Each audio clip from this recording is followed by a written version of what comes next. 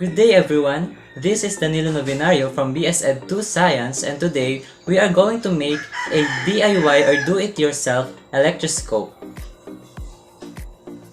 Now, these are the materials needed for this experiment or activity: a transparent glass jar, an electrical tape, a foil cutted this way, a copper wire, pliers, scissors, and lastly, a plastic lead.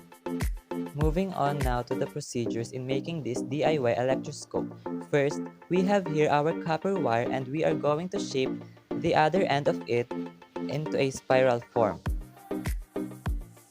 Second, with a plastic lid with a hole in the middle of it, we are now going to put the copper wire into the middle of the plastic lid. Third, we are now going to attach the aluminum foil cut this way on the other end of the copper wire.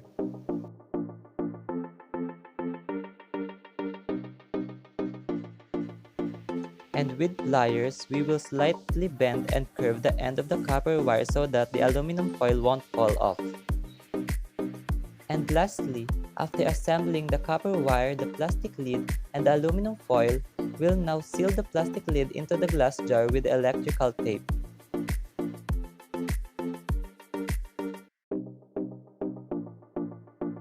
And now for the last part of this activity or experiment, we are now going to test our DIY electroscope by rubbing a piece of cloth into a comb. And as you can see, the aluminum foil has moved separate or opposite to each other.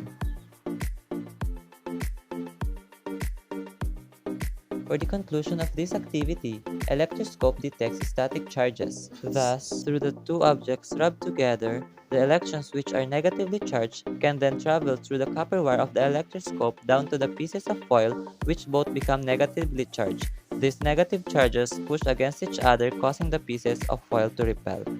That concludes our experiment. Thank you all.